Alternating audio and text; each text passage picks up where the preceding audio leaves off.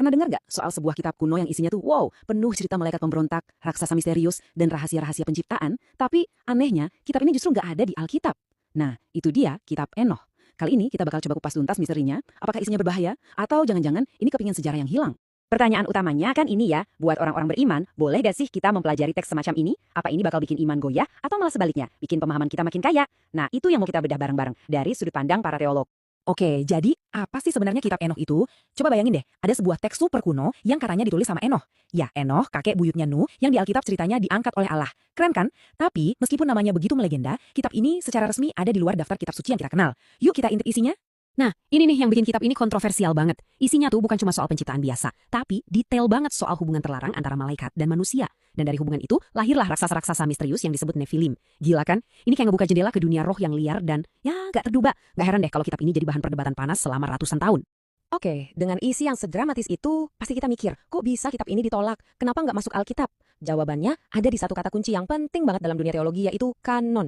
Konsep inilah yang jadi semacam penjaga gerbang Alkitab. Jadi, kanon itu gampangnya daftar kitab-kitab yang udah lolos seleksi super ketat.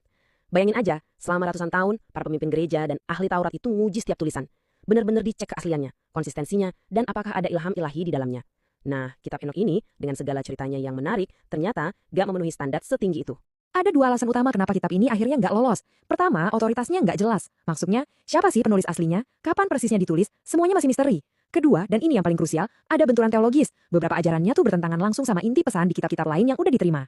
Contohnya gini deh, di kitab Henokh diceritain kalau malaikat itu ngajarin manusia cara bikin senjata perang dan bahkan ilmu sihir. Coba pikirin deh, malaikat utusan Tuhan kok malah ngajarin kehancuran? Ini kan benar-benar kebalikannya dari gambaran malaikat sebagai pembawa pesan ilahi di Alkitab. Oke, kita sekarang tahu ya, kitab ini memang problematik. Terus gimana? Apa kita harus jauhin sama sekali? Bahaya nggak sih kalau kita baca? Jawabannya, mungkin bakal bikin kamu kaget. Karena ini bukan sekedar soal boleh atau nggak boleh. Jawaban singkatnya, boleh. Ya, boleh dibaca. Nggak ada larangan mutlak. Tapi ini yang paling penting. Kuncinya itu bukan apakah kita membacanya, tapi bagaimana cara kita membacanya. Mindset kita saat mendekati buku ini, itu yang menentukan segalanya. Nah, ini dia pembeda utamanya. Kita harus bisa misahin antara membaca untuk mencari kebenaran iman dengan membaca untuk menggali konteks sejarah. Jadi, pas kita buka kitab Enoh, kita harus lepasin dulu kacamata kitab suci kita dan ganti pakai kacamata detektif sejarah.